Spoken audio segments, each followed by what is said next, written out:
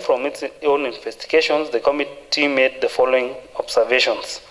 1, that there is no policy in place on protection and desiltation of water pans. 2, that there is need to develop a county water pans protection and desiltation policy. 3, that there is need to enact a county water pans protection and desiltation law. And 4, that all existing and proposed public water pans in the county be mapped, surveyed, titled, and formally registered in as public utility land.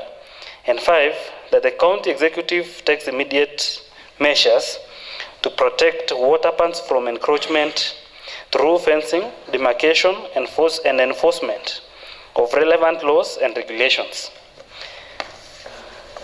The Speaker, the committee, having investigated the matter in accordance with its mandate under Standing Order 203, subsection 3 of the County Assembly as standing orders, recommends as follows: that in response to the petitioner's prayers, the committee recommends that the county executive to develop a county water pans protection and desiltation policy and forward it to the county assembly for consideration, and further develop appeal and forward it to the county assembly for consideration.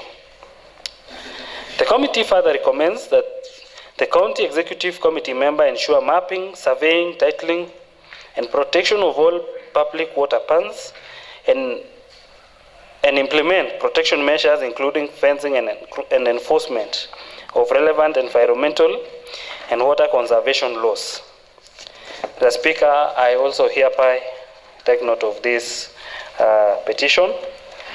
And lastly, I have a report of the Committee on County Petitions on petition number 4 of 2025 on the operations of Bomet Water and Sanitation Company, Pomwasco, that was presented by one Mr. Stanley Orwasangeno.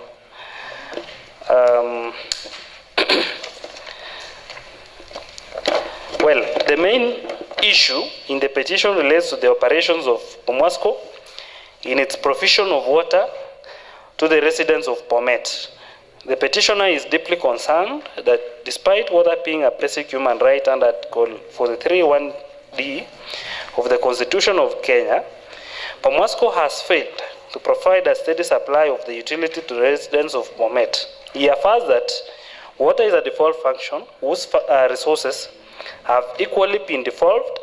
He further affirms that the county government of Bomet, through its entities, has failed to provide safe, adequate clean water to its residents. He further alleges that even instances where water is provided, the same is not fit for human consumption. Therefore, the petitioner, among others, prays that the county government of Bomet do urgently put effort to ensure that its residents access clean and safe water in adequate quantities, in full compliance with the provision of Article 43(1)(d) of the Constitution. And in dealing with the matter, the committee held a number of sittings with which the committee was able to engage the petitioner, Bomet Water and Sanitation Company, Pomwasco, and the county executive committee member for water, sanitation, environment, natural resources, and climate change. Mr. Speaker, allow me also to jump to where we made the observations. This is a very large document, and members can make further reference in what I shared in the WhatsApp group. Also aware that the petitioners have been served with these reports.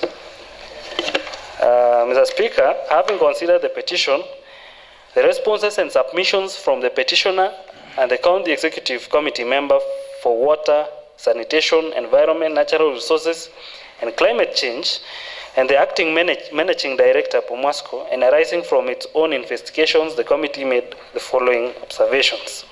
1, that indeed there are myriad of challenges affecting the Bomet Water and Sanitation Company that hampers its provision of clean and adequate water on regular basis to the residents of Bomet. 2, that there are measures that the county government of Bomet and Pomwasco are taking to ensure that its residents access clean and adequate water for consumption.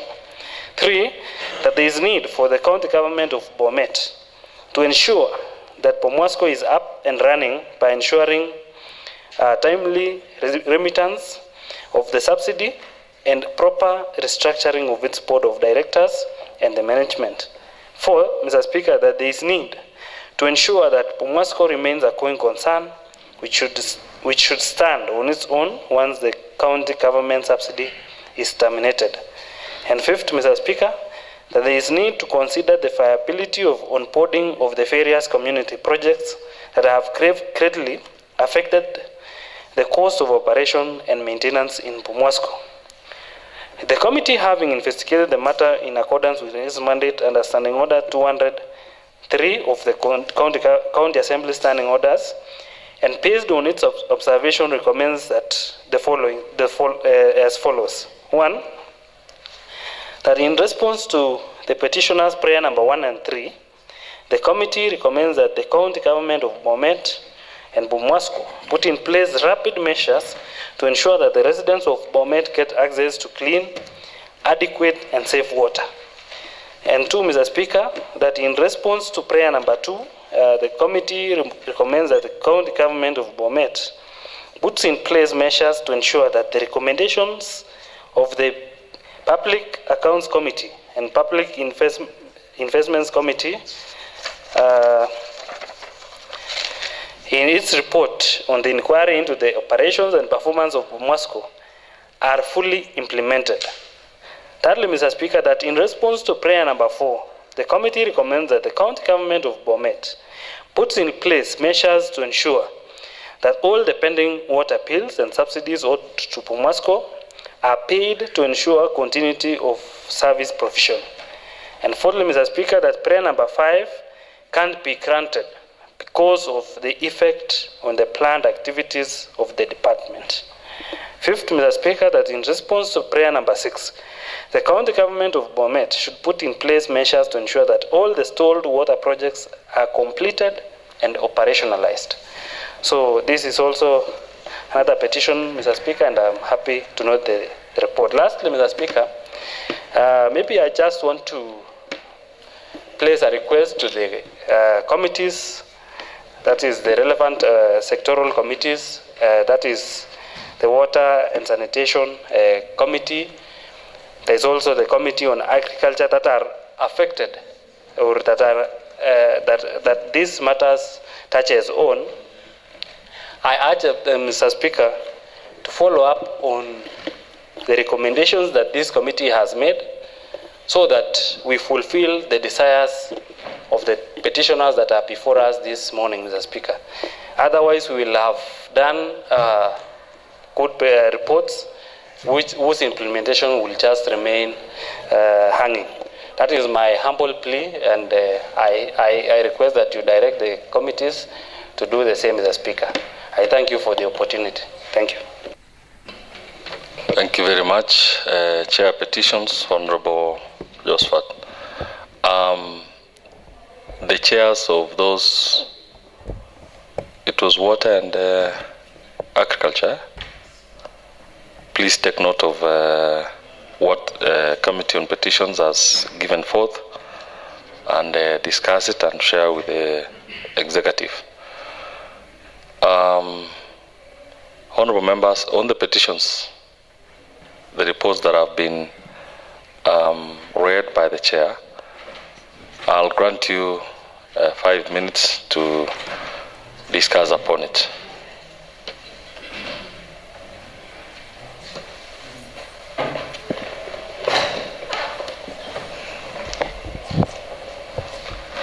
Honorable Ernest. Thank you very much, Mr. Speaker, for the opportunity to also laud the committee on petition. And Mr. Speaker, secondly, is to take the opportunity to welcome the petitioners to this august house. Mr. Speaker, these are some of our citizens, our electorates, who happen to really understand their role in the community and matters running the county government. So, Mr. Speaker, that will not go and recognized because they are doing a good job in petitioning this county assembly so that we take up the matter. Mr. Speaker, on the petitions that have been read out by the chair petition committee, I want to laud the committee for their findings and their recommendations. Mr. Speaker, more so in the one for Bomasco, it is good that they were able to note in their report that there are real challenges. I belong to the committee on water, Mr. Speaker, where this report will be dealt with. That indeed it is true. We have issues in our water company that is currently affecting how water is delivered to our people. You will find that the department has had a number of last mile pipeline connectivity that has no water. Secondly, Mr. Speaker, we have seen a situation where the county headquarters, like Bomet, goes without water, even for 3 months, Mr. Speaker. And it makes it difficult. We have very serious institutions. The other day we were chatted at the university. We will expect that there will be more students coming in. What will happen in a situation where we are not able to provide water as the county government? So the petitioner is right. He needs concern. Secondly, Mr. Speaker, as even the Bomasco is trying to sort out the issue of the high cost of production, I once visited the solarization that is here within this town, Mr. Speaker, and from where I sit, that project is not working. I don't know whether it is by design or it is the failure or ineptitude of the people running this department.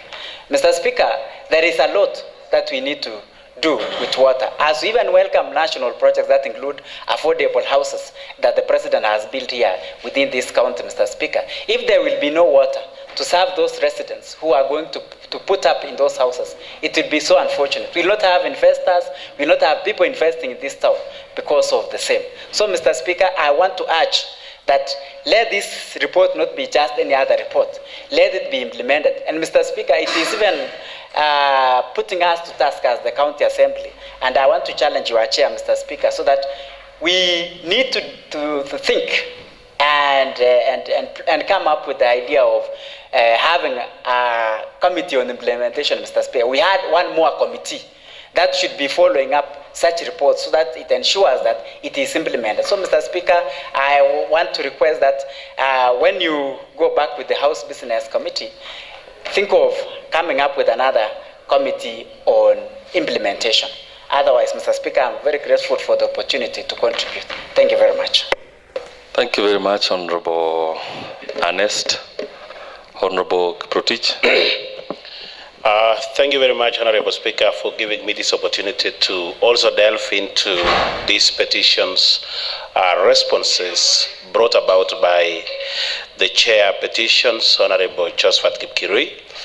And Mr. Speaker, allow me to thank the petitioners who saw it fit that they can also give their views and ideas that they have to be discussed in this August House. And Mr. Speaker, the Constitution mandates that power belongs to the people. And that is Article 1.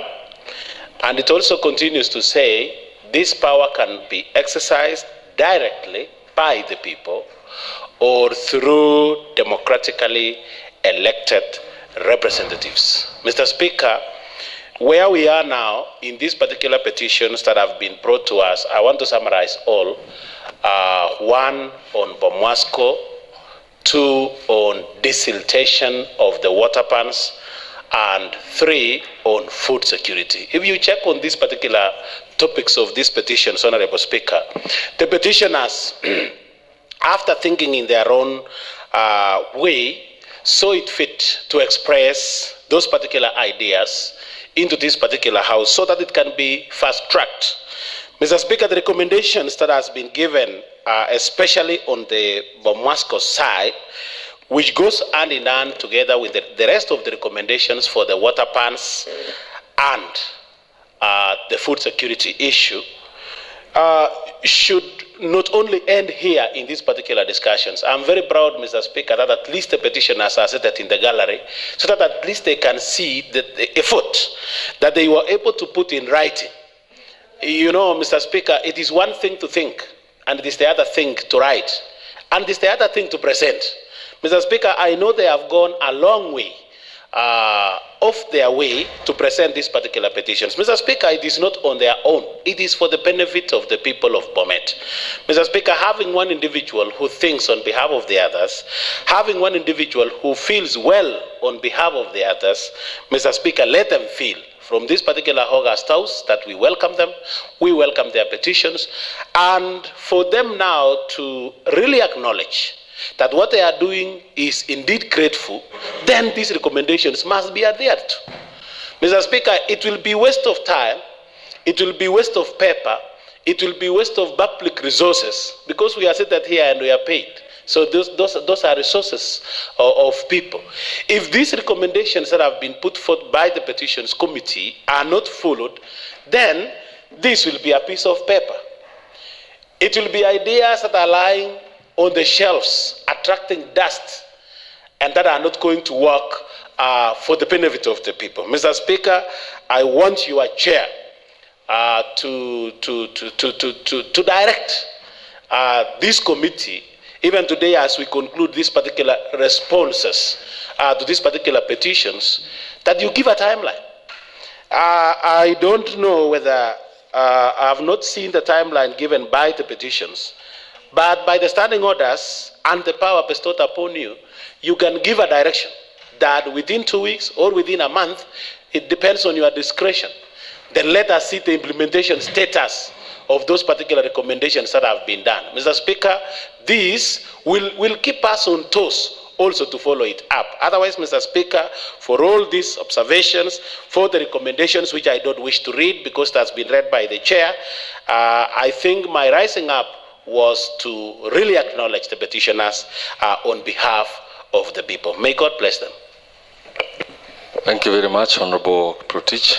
And as per your request, I note that I directed the two committees, that is, committee dealing with water and also agriculture, that is on food security. You have 2 weeks to come up with concrete recommendations and a response from the CECs involved. Any other member who wishes to contribute on that? Honorable Richard. Okay, thank you very much, Mr. Speaker, for giving me this opportunity. Just but to laud the chair on petition and the committee on the same committee, Mr. Speaker, by the good work they did. Mr. Speaker, having serious members of public, Mr. Speaker, who conduct their time to petition this House, Mr. Speaker, we need to show them that we are serious with what we are doing, Mr. Speaker, by doing exactly what they want. And as one of the members of the House Business and also Committee on Selection, and at the same time in leadership, Mr. Speaker, and particularly the majority whip, Mr. Speaker, it is very shameful when a petition, a very important petition, raised by a member of public to this House, Mr. Speaker, that we can take it for granted. We need to be very serious, and we need to encourage some other members of the public who feel what they should be implemented in the ground to get motivated by seeing some of the petition which has been tabled before this House, Mr. Speaker, being fast-tracked and at the same time implemented. When I heard of Pomasco, Mr. Speaker, and petition on agriculture, Mr. Speaker, it really touches on me because our people are suffering outside, Mr. Speaker. When we see, at times, right now, everywhere is silent because of the heavy rain, Mr. Speaker. But immediately this rain stopped, Mr. Speaker. very many members of the public are crying. And we need to see, where possible, even though the same challenge is within the hands of the BSc, PIC, which I believe this afternoon we shall be tabling the same, because already the report is out. But we want also the Committee on Water also to give us a different version of the same, so that we can see where we can get rid of these challenges we have been having in the Department of Water. Finally, Mr. Speaker, I want to sincerely thank the members of the public who are really very serious when it comes to issues touching on them. And I feel we should sometime allow those members once in a while, because of their good job they are doing on behalf of the rest of the members of the public. Thank you very much, Mr. Speaker. Thank you very much, Majority Whip, Honorable Richard Ruto. Chairman, what do you have to say? I have a right of reply, Mr. Speaker. No, this is not a debate. It's not a debate, but allow me to just mention two. Okay. A minute there. One, Mr. Speaker, I thank you for allowing members to react to the responses that we've pointed out, and further directing that the relevant sectoral committees to check on the recommendations and ensure implementation within 2 weeks. This is a very key step, Mr. Speaker, and as a committee, we do appreciate your direction, because in the past we've done very good recommendations. We have series of petitions that we've processed, but up to this far, implementation is still pending. I just wanted to appreciate for that, Mr. Speaker. Mr. Speaker, if you notice, some of these petitions were brought long time ago, Mr. Speaker, and there are certain factors that are affecting us in processing this. Sometimes we invite the relevant officers, and this has to come to the attention of the petitioners. Sometimes we invite them, and it takes time before they give us their responses. That is why you can see sometimes we delay in giving the reports. On that same note, Mr. Speaker, I'm drawing your attention. We have county petition number 5 of 2025. That is on promoting and protecting indigenous trees and the culture of the people of Bomet County. This committee, Mr. Speaker, was committed to the committee. It was read on 1st of July of 2025. Because of the number of petitions that we've had, and also the delay by the relevant officers to come to the committee, Mr. Speaker, I hereby seek leave that you allow this committee on county petitions to also process this and give it within a period of 60 days. Kindly grant us this, Mr. Speaker. Not 60 days, 30 days. Thank you. Proceed. All right, next order.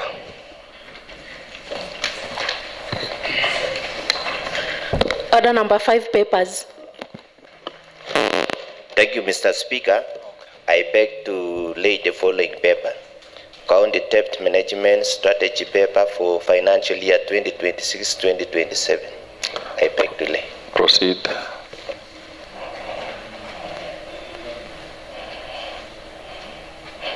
Not over the mess, yes. Thank you. Honorable Eric. Thank you, Honorable Speaker. I beg to lay on the table a report on consideration of the Bomet County Fiscal Strategy paper for the financial year 2026-2027 and the medium term. I beg to lay, Honorable Speaker. Proceed, Chair.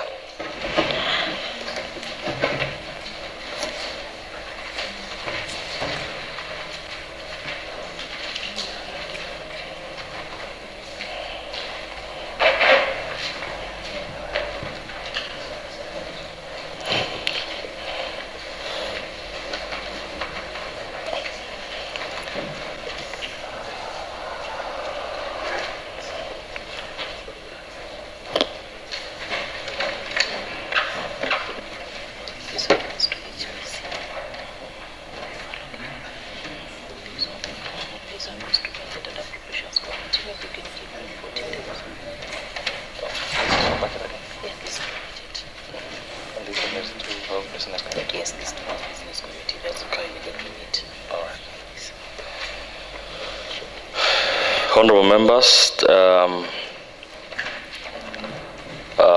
honorable members, chair budget, and also the deputy majority whip, majority leader, have laid papers on the table, and therefore I directed this way that the county debts management strategy paper for financial year 2026-2027 is hereby committed to Budget and Appropriations Committee, and you have 14 days.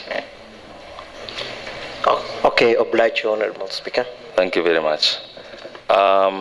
Also, the next paper that has been laid is on reports on consideration of the Bomet County Fiscal Strategy paper for financial year 2026-2027 and the medium term. This one is hereby committed again to Budget and Appropriations Committee for your immediate action. Actually, it's a House Business Committee. Sorry.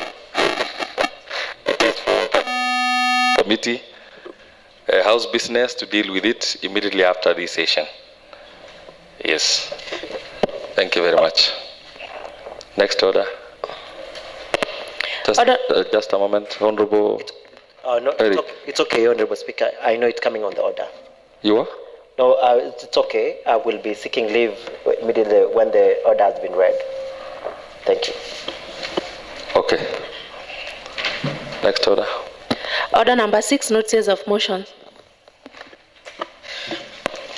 Honorable Speaker, I beg to give notice of the following motion, that pursuant to Standing Order 199.3c, this County Assembly adopts report of the Committee on Budget and Appropriation Committee on Bomet County Fiscal Strategy Paper Financial Year 2026-2027, laid on the table of the County Assembly on Tuesday, 3rd March 2026, and pursuant to Section 117B of the Public Finance Management Act of 2012, approves the Bomet County Fiscal Strategy Paper for the financial year 2026-2027 with amendments.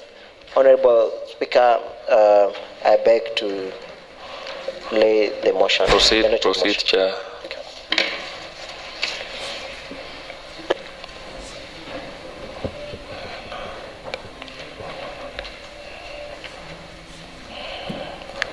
Sergeant at Arms, kindly bar the door because I can see quorum is becoming a problem. Thank you, Honorable Eric. You wanted to seek leave? Honorable Speaker, after giving the notice of the motion, I know the House will be adjourning shortly. I don't know whether the House would agree that probably we give a special consideration so that maybe the House considers the report on the fiscal strategy paper within the morning session. This is a request that has been made by some of the members who probably have commitments in the afternoon, Honorable Speaker. Maybe it is to your discretion and probably to the House Business Committee. Maybe it's on your desk, Honorable Speaker, to do that. Okay. Honorable Chair, Budget and Appropriations Committee, your concern is noted. However, the House Business Committee has the final say. And just for your information, afternoon session. Point of order. Still there. Who is requesting for point of order? Yes, Honorable Katam. Honorable Speaker, I kindly apologize and I don't want to redirect you. And as the Committee on Administration, we had invited the CC administration before the committee today, and probably we have him within the premise of the assembly now. So I request maybe the chair will grant us so that we deliberate. Honorable Sergeant at Arms, I told you put the bar.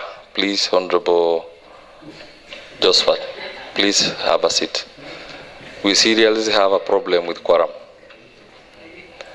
Once the quorum is assured, then you can proceed outside. To ensure the business at hand moves well, we must have quorum. Katam, proceed. Honorable Speaker, I was apologizing, Honorable Speaker, and I didn't want to direct you, but I was requesting to Honorable Chair Budget maybe to schedule the business of the day for the afternoon session, because there's a committee of administration which consists of around 7 members, also Honorable Speaker. We have a CC for administration before appearing before the committee this mid-morning, Honorable Speaker. That is my request, Honorable Speaker. Okay, that is therefore granted, but after this session. Okay, Honorable Chair Administration, please be patient. As you note, quorum is still a problem, and we want the business at hand to be completed. Kindly respect the plenary. There is a reason why we need quorum in the House. I'll ask the members to be very patient. This is the core business of this House. These unnecessary movements that we are moving in and out should stop, and please participate. Thank you.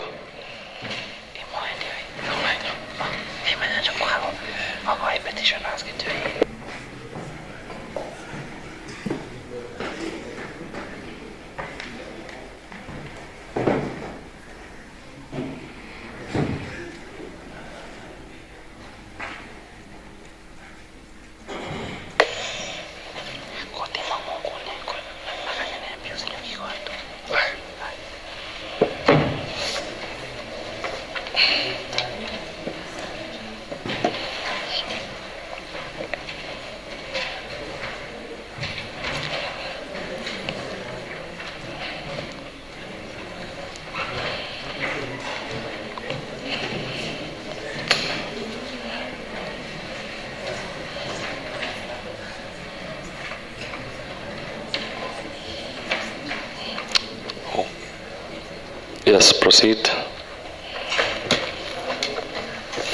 Order number 7, questions and statements. Order number 8, motion.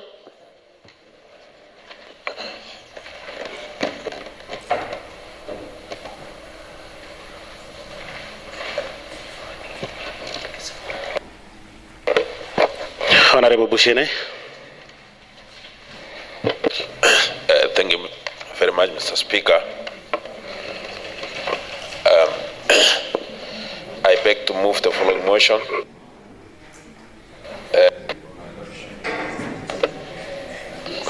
The Honorable Member, the order is in place that the power is drawn and no going out unless you seek direct permission from the Chair. Proceed, Honorable Bushine. The motion is on adoption of report of Committee on Lands, Urban Planning and Housing on vetting of Ms. Chebet, the Bomet Municipality Board Member nominee. Mr. Speaker, that pursuant to Standing Order number 2015F, this County Assembly adopts the report of the Committee on Lands, Urban Planning and Housing on vetting of Ms. Mercy Chebet, the Bomet Municipality Board Member nominee, and pursuant to Section 14(1) and 2(c) of the Urban Areas and Cities Act 2019, approve nomination of Ms. Mercy Chebet for the appointment as a member of Bomet Municipality Board. Mr. Speaker, I shared the report of this nominee, and I will go directly to the committee findings and recommendation, Mr. Speaker, so that we don't waste a lot of time, because we have a lot of business today. Mr. Speaker, the committee, having observed oral submission by nominee and documents submitted to it, made the following findings: that the nominee meets the requirement of Chapter 6 of the Constitution and integrity, having obtained clearance from KRA, HELP, DCI, EACC, CRP. She therefore satisfies the requirements set out under Section 14(6)(d) of the Urban Areas and Cities Act. that are academic credential, professional trainings, and work experience comply with section 7 and 8, 7(8) of the Public Appointment County Assemblies Act number 5 of 2017. Committee recommendations. Mr. Speaker, at the conclusion of the vetting process, the committee made the following recommendation: that having considered the nominee's suitability, integrity, professional capacity, and experience pursuant to section 9(2) of Public Appointment, County Assemblies approved Act number 5 of 2017. The committee recommends that the County Assembly approves nomination and subsequent appointment of Ms. Chebet Masi as a member of Bomet Municipality Board. Mr. Speaker, let me ask Honorable Samoe to second this motion. Thank you, Mr. Speaker. I second the motion moved by Chair Land and Housing, Honorable Bushene. I second. Honorable members, before I propose the question, I will give express permission to be out to Honorable Langat, the Chair of Administration, Honorable Victor, Member, and Honorable Vincent, should they want to leave for that important business. The rest of us, the bar will be drawn, and I've been informed that after the 3 moves, the quorum will still be attained. This is because of an earlier planned information. Honorable members, I propose the question, which is that pursuant to Standing Order 201(5)(f), this County Assembly adopts the report of the Committee on Lands, Urban Planning and Housing on the vetting of Ms. Masi Chebet, the Bomet Municipal Board member nominee, and pursuant to Section 14(1) and 2(c) of the Urban Areas and Cities Act 2019, approves the nomination of Ms. Masi Chebet for appointment as member of the Bomet Municipal Board.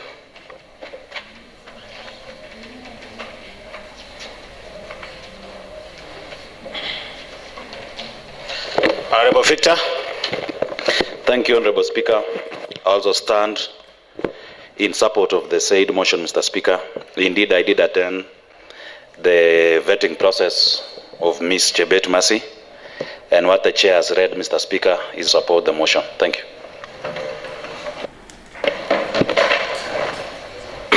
Honorable members, reading the mood of the House, I put the question, which is that pursuant to Standing Order number 201(5)(f), this County Assembly adopts the report of the Committee on Lands, Urban Planning and Housing on the vetting of Ms. Masi Chebet, the Bomet Municipal Board member nominee, and pursuant to Section 14(1) and 2(c) of the Urban Areas and Cities Act 2019, approves the nomination of Ms. Chebet Masi for appointment as member of the Bomet Municipal Board. Now, as many as of that opinion say aye. Aye. And as many as of a contrary opinion say nay. The ayes have it. Next order. Order number 9, motion. Honorable Bushene. Dennis. Thank you very much, Mr. Speaker. I beg to move the following motion on adoption of report of the Committee of Lands, Urban Planning and Housing on vetting of Mr. Edwin Kiprono Kirui, the Bomet Municipality Board member nominee. That pursuant to Standing Order number 2015(f), this County Assembly adopts the report of Committee on Lands, Urban Planning and Housing on vetting of Mr. Edwin Kiprono Kirui, the Bomet Municipality Board member nominee, and pursuant to Section 14(1) and 2(c) of Urban Areas and Cities Act, approves a nomination of Mr. Edwin Kiprono Kirui for appointment as a member of Bomet Municipality Board member. Mr. Speaker, after all the deliberations and going through, the committee, having observed I'll go direct to the committee's report and findings. The committee, having observed the oral submission by nominee and documents submitted to it, made the following findings: that the nominee meet the requirements for Chapter 6, and that his academic credentials, professional training and experience comply with Section 7, 8 of Public Appointment and County Assemblies Act number 5 of 2022, and that pursuant to Section 14(6), the Urban Areas and Cities Act 2019, the committee found nominee suitable for appointment as a member of Bomet Municipality Board.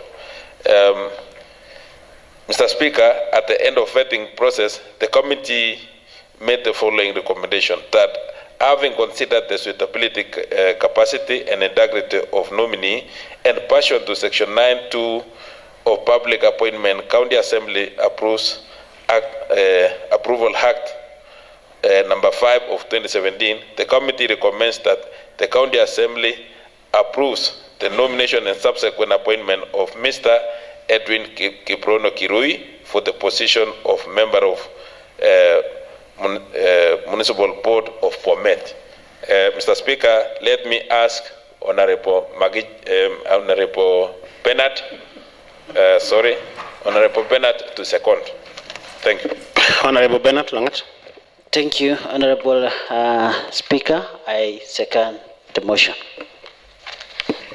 Honorable members, I propose that pursuant to Standing Order 201(5)(f), this County Assembly adopts the report of the Committee on Lands, Urban Planning and Housing on the vetting of Mr. Edwin Kiprono Kirui, the Bomet Municipal Board member nominee, and pursuant to Section 14(1) and 2(c) of the Urban Areas and Cities Act 2019, approves the nomination of Mr. Edwin Kiprono Kirui for appointment as member of the Bomet Municipal Board.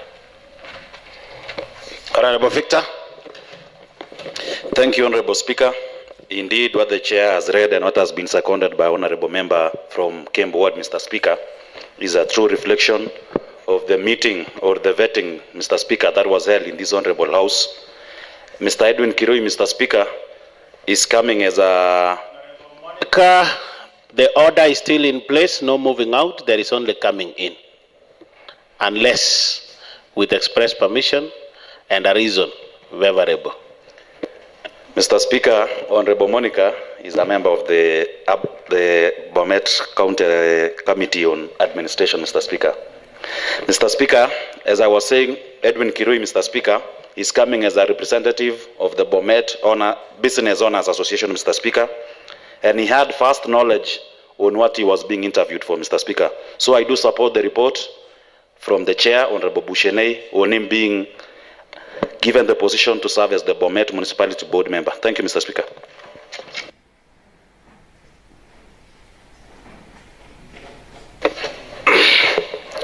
Reading the mood of the House, honorable members, I put the question, which is that pursuant to Standing Order 201, Part 5(f), this County Assembly adopts the report of the Committee on Lands, Urban Planning and Housing on the vetting of Mr. Edwin Kiprono Kirui, the Bomet Municipal Board member nominee, and pursuant to Section 14(1) and 2(c) of the Urban Areas and Cities Act 2019, approves the nomination of Mr. Edwin Kiprono Kirui for appointment as member of the Bomet Municipal Board.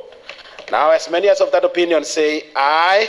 Aye. And as many as of a contrary opinion say nay. The ayes have it. Honorable Monica has permission now to leave. Honorable members, when you are voting, make sure that your gadgets are on while voting. Next order. Order number 10, motion. Honorable Dennis Bushenei. Thank you, Mr. Speaker. I beg to move the following motion on adoption of report of Committee on Lands, Urban Planning and Housing on vetting of Mr. Duncan Kimngetich, the Bomet Municipality Board member, nominee, that pursuant to Standing Order number 2015(f), this County Assembly adopts the report of the Committee on Lands, Urban Planning and Housing on vetting of Mr. Duncan Kimngetich, the Bomet Municipality Board member, nominee, and pursuant to Section 14(1) and 2C of Urban Areas and Cities Act, approves the nomination of Mr. Duncan Kimngetich for appointment as a member of Bomet Municipality Board. Mr. Speaker, the committee, let me go direct to the committee finding. The committee, having observed the oral submission by nomination by the nominee and documents submitted to it, made the following findings: that the nominee meets the requirement of Chapter 6 of the Constitution of Kenya on leadership and integrity, having obtained clearance from the relevant bodies, and that his academic credential, professional training, and work experience comply with Section 7(8) of Public Appointment County Assembly's Approval Act Number 5 of 2017 and are relevant to the function of Municipality Board. Mr. Speaker, that pursuant to Section 14C of Urban Areas and Cities Act 2019, the committee found the nominee suitable for appointment as a member of Bomet Municipality Board. Mr. Speaker, at the conclusion of vetting process, the committee made the following recommendations: that having considered the nominee's suitability, integrity, and professional capacity and experience, and pursuant to Section 9(2) of Public Appointment County Assembly's Approval Act Number 5 of 2017, the committee recommends that the County Assembly approves the nomination and subsequent appointment of Mr. Duncan Kimngetich as a member of Bomet Municipality Board. Let me request Honorable Victor to second. Honorable Victor. Thank you, Mr. Speaker. I also rise to second the motion by Honorable Chair Bushenei. Mr. Speaker, Duncan Kimngetich comes in to represent the professionals in the body. And Mr. Speaker, what has been said is a true reflection of what culminated over the vetting process of Wakili, that is Duncan Kimngetich.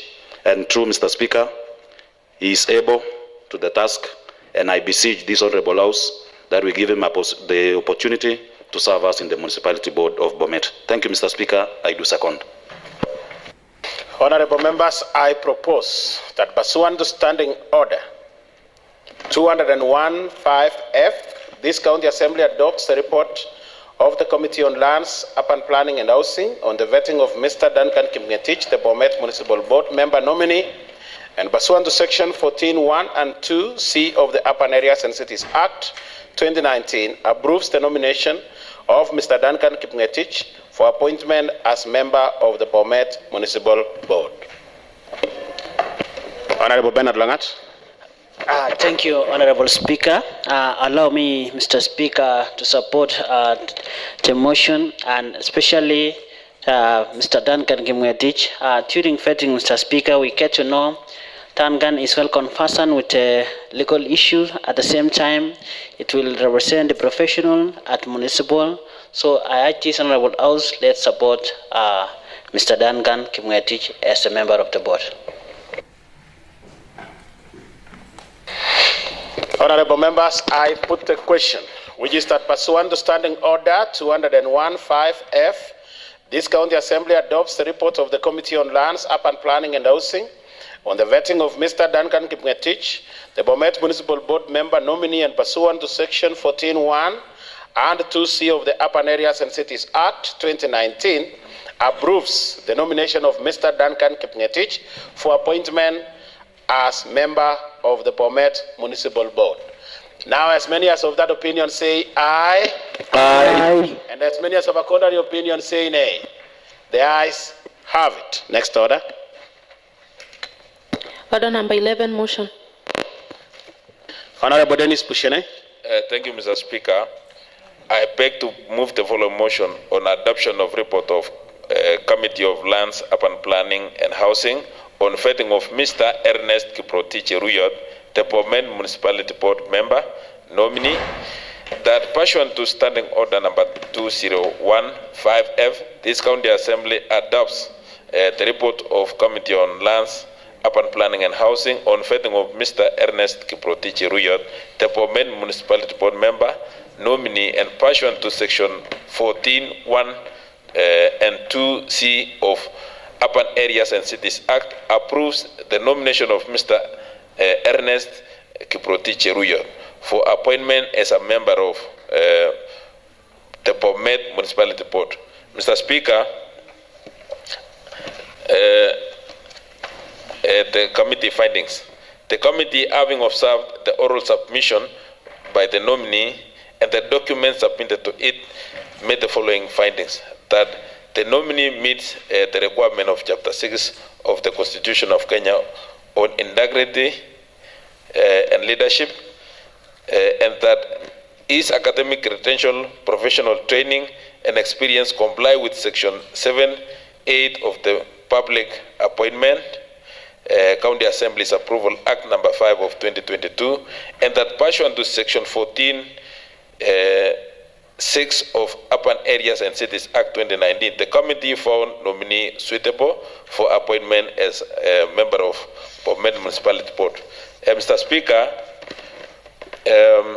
at the end of vetting process, the committee made the following recommendation: that having considered the suitability, capacity, and integrity of nominee, and pursuant to Section 9(2) of Public Appointment County Assembly's Approval Act number 5 of 2017, the committee recommends that County Assembly approves the nomination of and subsequent appointment of Mr. Ernest Kiprotich Ruyot for the position of member of Municipal Board of Bomet. Mr. Speaker, let me ask Honorable Anne to second. Honorable Anne Mutai. Thank you, Mr. Speaker. I raise the second motion.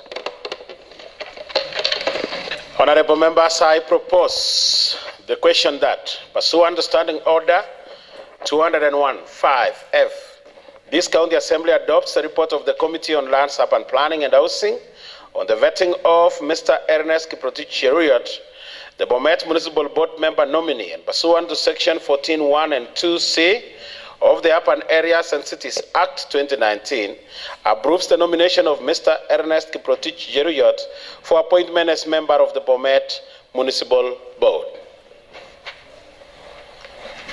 Honorable Victor. Thank you, Mr. Speaker. I also rise in support of the motion by the Honorable Chair.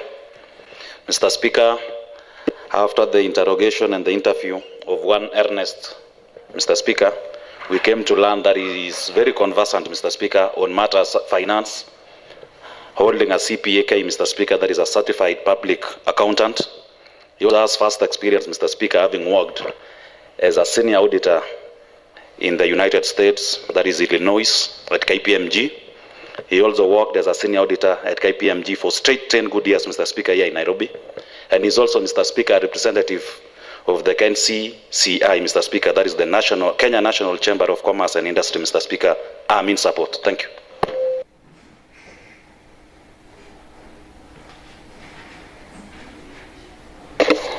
Honorable members, I put the question that pursuant to Standing Order 201(5)F, this County Assembly adopts the report of the Committee on Lands, Urban Planning and Housing on the vetting of Mr. Ernest Kiprotich Ruyot, the Bomet Municipal Board member nominee, and pursuant to Section 14(1) and 2C of the Urban Areas and Cities Act 2019, approves the nomination of Mr. Ernest Kiprotich Ruyot for appointment as member of the Bomet Municipal Board. Now, as many as of that opinion say aye. Aye. And as many as of a contrary opinion say nay. The ayes have it. Next order. Order number 12, motion. Honorable Dennis Pushene. Thank you, Mr. Speaker. I beg to move the following motion on adoption of report of Committee on Lands, Urban Planning and Housing on vetting of Mr. Kirui Kiblanga Chospat, the Bomet Municipal Board member nominee. That pursuant to Section Standing Order number 2015F, this County Assembly adopts the report of the Committee on Lands, Urban Planning and Housing on vetting of Mr. Kirui Kiplanga Chospat, the Bomet Municipality Board member, nominee, and pursuant to Section 14(1), 2B of Urban Areas and Cities Act, approves the nomination of Mr. Kirui Kiplanga Chospat for appointment as a member of Bomet Municipal Board. Mr. Speaker, the committee, having observed the oral submission by the nominee and documents submitted to it, made the following findings: that the nominee meets the requirement of Chapter 6 of the Constitution on leadership and integrity, having obtained clearance from various bodies, and that his academic credential, professional training and work experience comply with Section 7(8) of Public Appointment County Assembly's Approval Act number 5 of 2017 and are relevant to the functions of municipal board, and that pursuant to Section 14(6) of Urban Areas and Cities Act 2019, the committee found the nominee suitable for appointment as a member of Bomet Municipal Board representing persons with disabilities, Mr. Speaker. And at the conclusion of vetting process, the committee made the following recommendation: that having considered the nominee's suitability, integrity, professional capacity, and experience pursuant to Section 9(2) of Public Appointment County Assembly's Approval Act number 5 of 2017, the committee recommends that the County Assembly approves the nomination and subsequent appointment of Mr. Kirui Kiplanga Chospat as a member of Bomet Municipality Board representing persons with disabilities. Let me ask Honorable Samoei to second. Honorable Samoei. Thank you, Mr. Speaker. I second the motion. Honorable members, I propose the question that, pursuant to Standing Order number 201, Part 5F, this County Assembly adopts the report of the Committee on Lands, Urban Planning and Housing on the vetting of Mr. Kirui Kiplanga Chospat, the Bomet Municipal Board member nominee, and pursuant to Section 14(1) and 2B of the Urban Areas and Cities Act 2019, approves the nomination of Mr. Kiplanga Chospat for appointment as member of the Bomet Municipal Board. Honorable Danson Kirui. Thank you, Mr. Speaker, for giving me this opportunity to support the motion by Honorable Busianei. Mr. Speaker, I would like to thank the Governor for appointing Honorable Josephat Kirui, who was once a majority leader in this County Assembly, Mr. Speaker. Secondly, Mr. Speaker, as the people of Ndarawet Award, we are very happy to be part of the municipal board, and we know that we are going to benefit as the other awards in this county are benefiting. I know Ndarawet Award is going to benefit also because of Mheshimiwa Josephat Kirui, who is getting to the board. Secondly, Mr. Speaker, his appointment has become controversial so much in the issue whereby people are complaining that former majority leader is not a person living with disability. I would like to register my disappointment, Mr. Speaker, because there is a group of people living with disability who believes that they are the one who are supposed to benefit from positions in the county government. Honorable Josephat Kirui has been having an issue that I will not discuss here, Mr. Speaker, and is duly registered member of people living with disability. He has all the credentials, Mr. Speaker, that qualified him to be a person living with disability. So some people who feel that they are too much entitled being living with disability than others, I think, Mr. Speaker, the committee that vetted Honorable Josephat Kirui confirmed the credentials that Honorable Josephat Kirui presented to this House as genuine, because I talked to the chairman, Honorable Busianei, and they communicated with the registrar that deals with people living with disability, and they got an official communication that indeed Honorable Josephat Kirui is a member living with disability. So, thank you, Mr. Speaker, for this opportunity. I support the motion. Thank you. Honorable Eric Kirui. Thank you, Honorable Speaker, for this opportunity. I want to allow the Committee on Urban and on the good report that they've done. One, in giving the name of Honorable Josephat Kirui. Honorable Josephat Kirui, while he served in the County Assembly of Bomet, he was a very good performer, and we laud the committee for giving him an opportunity to serve in the county, in the county Bomet County Municipal Board, and we want to thank Honorable Dancel for just bringing out the issue on disability. There are two reasons or the two categories of disabilities. One is called congenital disability, that is when someone is born with it, and another one is when you acquire disability due to disease. And Honorable Speaker, it should never be lost to this assembly that we appreciate the two disabilities categories, and Honorable Speaker, we support the committee for the bold decision that they made to give an opportunity to one Josephat Kirui for his nomination, and I want to say we support this motion that he be approved as a member of Bomet Municipal Board. Thank you, Honorable Speaker, and I support. Honorable Richard Ruto. Mheshimiwa Speaker, ni shukrani kwa kunipea nafasi ya kipekee ili niweze kuchangia hoja iliyoko mbele yetu. Mheshimiwa Speaker, nataka nitoe shukrani kwa gavana wa jimbo hili kwa kupea nafasi ya kipekee huyu kiongozi ambaye aliweza kuwa kiongozi ya walio wengi katika bunge hili, na hiyo ni heshima kubwa Mheshimiwa Speaker kwa gavana wetu kwa kutambua uongozi wa bunge hili. Na mbali na Kirui kuteuliwa ili aweze kuwa katika bodi ya municipality ya Bomet, ningependa nitoe shukrani pia kwa gavana kwa ule kuchakua ama kupeleka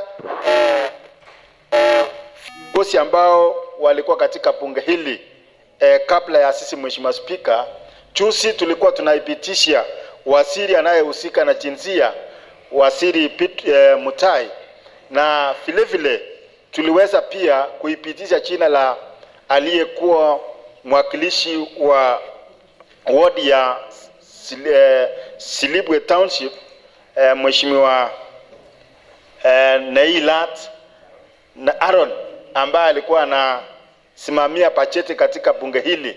Na leo pia Mheshimiwa Speaker, ningependa niweze kusema ni shukrani kubwa kwa kuteuliwa kwake huyu Kirui, kwa sababu wamekuwa wakipitia changamoto mengi, na ningependa niweze kutoa shukrani kwa mwakilishi wa wadi ya Ndaraweta kwa kuunga mkono na pia kupendekeza jina lake, kwa sababu huyu ni kiongozi ambaye alitumikia wananchi na sio watu wa Ndaraweta peke yake, pale ni watu wa jimbo hili, kwa sababu alikuwa ni kiongozi ya walio wengi. Mheshimiwa Speaker, ningependa pia kutoa shukrani kwa wabunge ama kwa bunge hili kwa kupitisha majina ya wale ambao wote waliteuliwa, kwa sababu tunajua ya kwamba municipality haiwezi kaiendelea vizuri bila bodi inayohusika na mambo ya municipality. Ndio maana nimesimama ili niweze kuchangia, kwa sababu Kirui alikuwa ni mmoja wetu, na vile vile mimi pia ni mmoja wapo ya wale ambao wanawakilisha walio wengi katika bunge hili, na siku za usoni pia ninapenda kupewa baraka ili niweze kushughulikiwa mahali kama hapa haitawezekana tuwe, lakini ombi langu ni kwamba sisi sote tupate nafasi ya kutumikia wananchi jinsi ambavyo tuliweza kupewa hiyo nafasi. Asanteni sana Mheshimiwa Spika. Honorable Victor. Thank you, Mr. Speaker. I also rise in support of the motion by the Committee on Lands, Housing and Urban Development, Mr. Speaker. And also, Mr. Speaker, probably to clear the air on what has been said and the rumors that have been peddled outside there, Mr. Speaker. We are all acquainted, Mr. Speaker, with the process and the norms of vetting process in this House, Mr. Speaker. Before the nominee is vetted, Mr. Speaker, the chair always directs the sergeant at arm to provide the original documents and also, Mr. Speaker, to see the statutory requirements. And indeed, Honorable Josephat, Mr. Speaker, supplied the committee with all his credentials, Mr. Speaker. After being checked, Mr. Speaker, we found out truly, Mr. Speaker, that is a member registered with the National Councils of Persons Living with Disabilities. That is the NCPWD, Mr. Speaker. It's only that I have forgot in mind, Mr. Speaker, his registration number, but he provided or supplied the committee with the requisite credentials. Mr. Speaker, we ain't praying for anyone, Mr. Speaker, to live with any disability, Mr. Speaker. But when God chooses, Mr. Speaker, we as human beings, we are not immortal, Mr. Speaker. We shall serve the living God with the disability that the body has acquired, Mr. Speaker, as of that time. Otherwise, Honorable Josephat, Mr. Speaker, we are looking forward to working with him under the municipality, Mr. Speaker. And also, Mr. Speaker, our majority whip has said it, has put it in context, Mr. Speaker. It's only that we don't say municipality in Kiswahili. We say municipal. Thank you, Mr. Speaker. I support. Honorable members, I put the question, which is that pursuant to Standing Order number 201, 5F, this County Assembly adopts the report of the Committee on Lands, Urban Planning and Housing on the vetting of Mr. Kirui Kiplangat Josephat, the Bomet Municipal Board member, nominee, and pursuant to Section 14(1) and 2B of the Urban Areas and Cities Act 2019, approves the nomination of Mr. Kirui Kiplangat Josephat for appointment as member of the Bomet Municipal Board. Now, as many as of that opinion say aye. Aye. And as many as of a contrary opinion say nay. The ayes have it. Next order.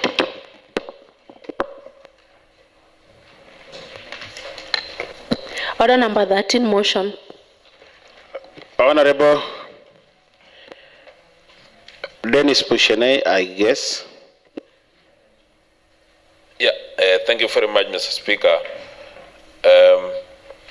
I beg to move the following motion on adoption of report of the Committee on Lands, Urban Planning and Housing on vetting of Mr. Francis Kipet Jerez, the Bomet Municipal Board member nominee, and that pursuant to Standing Order number 201, 5F, this County Assembly adopts the report of Committee on Lands, Urban Planning and Housing on vetting of Mr.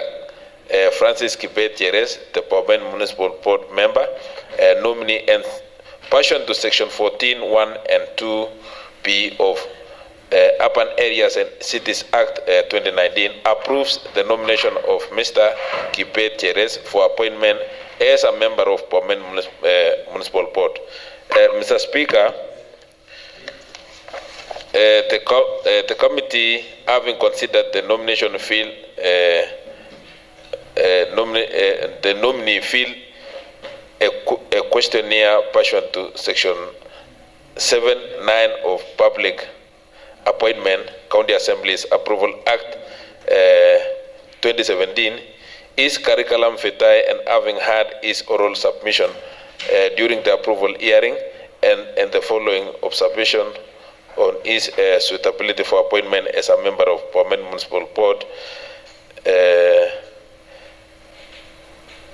that pursuant to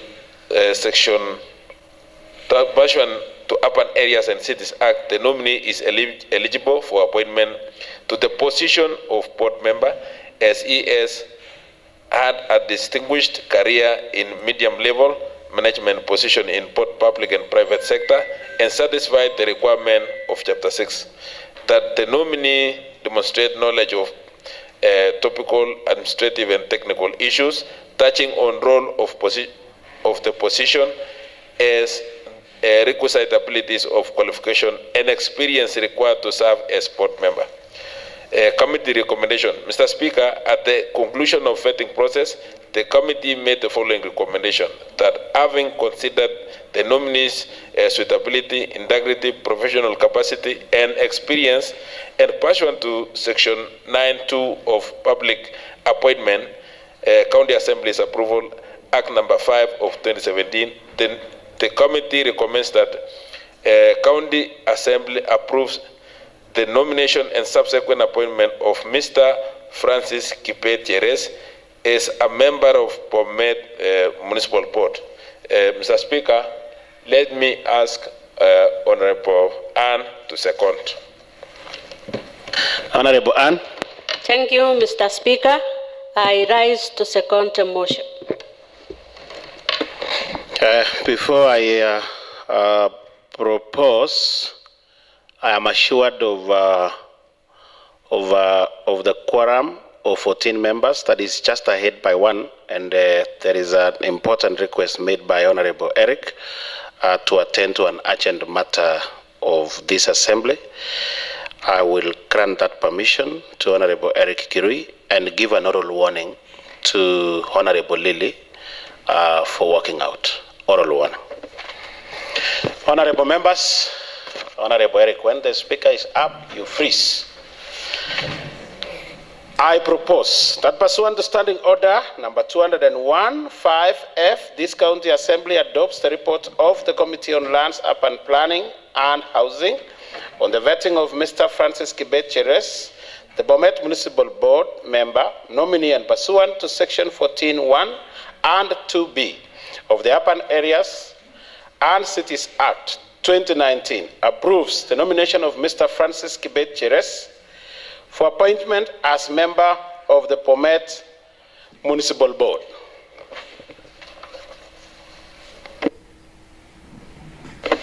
Honorable Victor.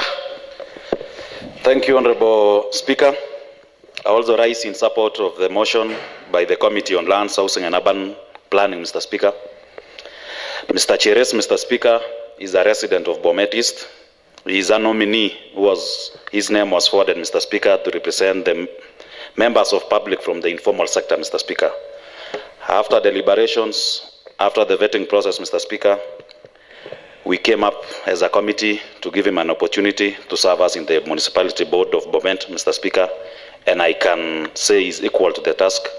And I urge all these honorable members on this honorable house, Mr. Speaker, that we support him to work for the Bomet municipality. And also I request, Mr. Speaker, from the answer department, Mr. Speaker, that we also get one camera, Mr. Speaker, focusing on our interpreter, Mr. Speaker, because I know members of the public are watching us, and maybe some are deaf and dumb, Mr. Speaker, and they would like to see or follow the proceedings live. Thank you, Mr. Speaker. I support. Thank you. Before I put the question and reading the mood of the House, the answered team kindly be informed that communication is both spoken, physical, and also gestures. Every time, not only this time, every time, because of this, those who are not able to get the acoustics in form of sound, and preferably also see, they can get the sound. Those who cannot see, those who cannot hear, can see the gestures. So every time there should be a camera focusing on the interpreter. That is a very good observation, Honorable Victor. I put the question, which is that pursuant to Standing Order number 201-5F, this County Assembly adopts the report of the Committee on Lands, Urban Planning and Housing on the vetting of Mr. Francis Kibet Cheres, the Bomet Municipal Board member nominee, and pursuant to Section 14(1) and 2B of the Urban Areas and Cities Act 2019, approves the nomination of Mr. Francis Kibet Cheres for appointment as member of the Bomet Municipal Board. Now, as many as of that opinion say aye. Aye. And as many as have a contrary opinion say nay. The ayes have it. Next order. Order number 14, motion. Honorable Dennis Bushene. Thank you very much, Mr. Speaker. I beg to move the following motion on adoption of report of Committee on Lands, Urban Planning and Housing on vetting of Ms. Chepkirui Rida, the Bomet Municipal Board member nominee, that pursuant to Standing Order number 2015F, this County Assembly adopts the report of the Committee on Lands, Urban Planning and Housing on vetting of Ms. Chepkirui Rita, the Bomet Municipal Board member, and the nominee, and pursuant to Section 14(1) and 2(b) of Urban Areas and Cities Act 2019, approves the nomination of Ms. Chepkirui Rita for appointment as member of Bomet Municipal Board. Mr. Speaker,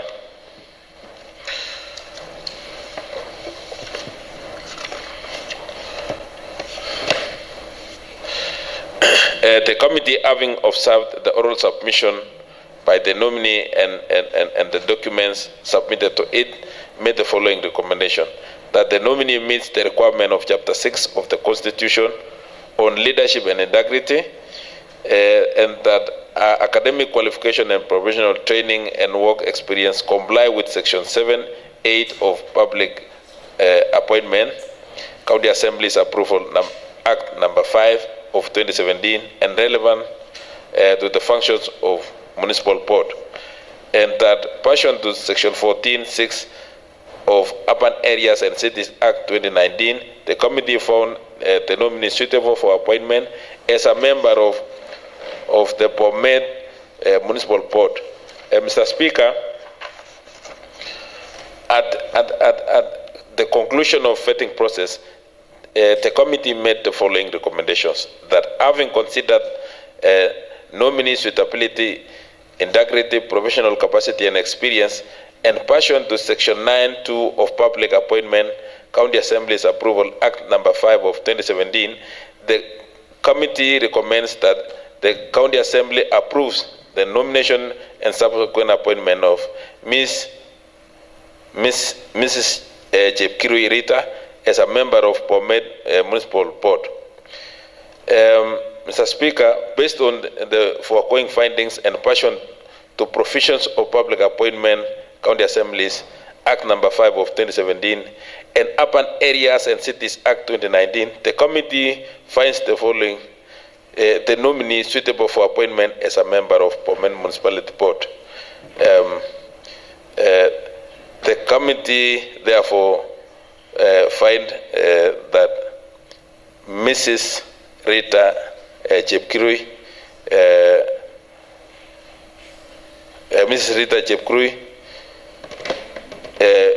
be approved by this County Assembly. Mr. Speaker, let me ask Honorable Victor to second. Honorable Victor. Thank you, Mr. Speaker. I also rise to second the motion by our able chair, Honorable Dennis Bushene. Mr. Speaker, after the deliberations of the committee and after the vetting process, Mr. Speaker, we came to learn of one Rita, Mr. Speaker.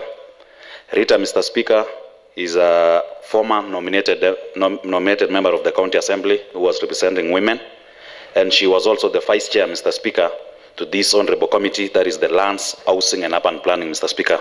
She also comes in handy to represent women in the municipal board, Mr. Speaker, and thus I want to say, Mr. Speaker, that the municipal board is now fully constituted, Mr. Speaker.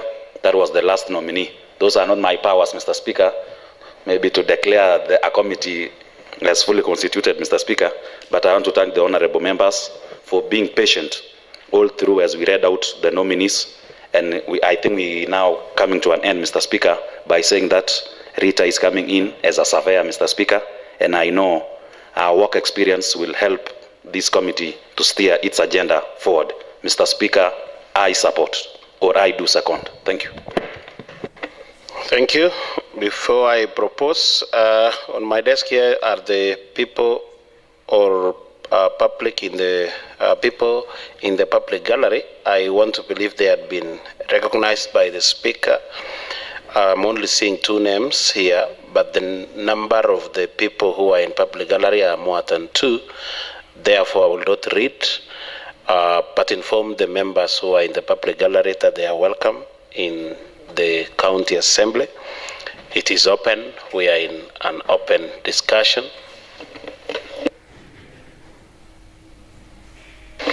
Oh, well, I've been informed that the remaining ones are the other chiefs in the county assembly. You are welcome to our county assembly to learn from it, gain experience, and as an assembly, we wish you well in your academics. Honorable members, I propose that pursuant to Standing Order 201-5F, this county assembly adopts the report of the Committee on Lands, Urban Planning and Housing on the vetting of Ms. Chepkiru Irita, the Bomet Municipal Board member, nominee, and pursuant to Section 14(1) and 2B of the Urban Areas and Cities Act 2019, approves the nomination of Ms. Chepkiru Irita for appointment as Bomet member of the Bomet Municipal Board. Honorable Felody. Thank you, Mr. Speaker. I also rise to support the motion that this County Assembly approves the nomination of Ms. Chepkiru Irita for appointment as the member of the Bomet Municipal Board.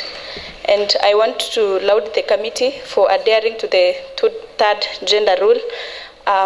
I know that having heard that Rida was serving in this county assembly representing women, I know she is capable and up to the task. I support. Honorable members, I put the question, which is that pursuant to Standing Order 201-5F, this county assembly adopts the report of the Committee on Lands, Urban Planning and Housing on the vetting of Ms. Chepkiru Irita, the Bomet Municipal Board member, nominee, and pursuant to Section 14(1) and 2B of the Urban Areas and Cities Act 2019, approves the nomination of Ms. Chepkiru Irita for appointment as member of the Bomet Municipal Board. As many as of that opinion say aye. Aye. As many as of a different opinion say nay. The ayes have it.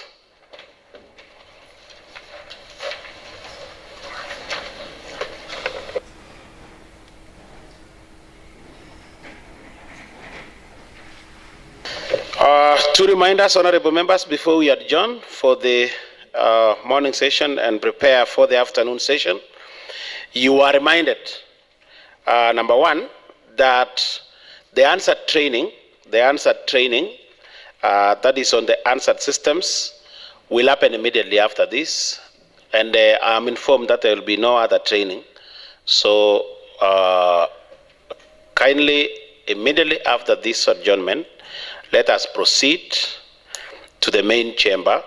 This is the mini chamber. Let's proceed to the main chamber to receive some form of training on the use of the new answered system. You are aware that it is mentioned that that answered system is the very first, preferably the second in the country. So we are privileged to have it, and you are supposed to proceed immediately after this to the main chamber. We will ask the catering, if possible, they can supply tea in the main chamber. The sergeant at arm or the table office, kindly take note of that.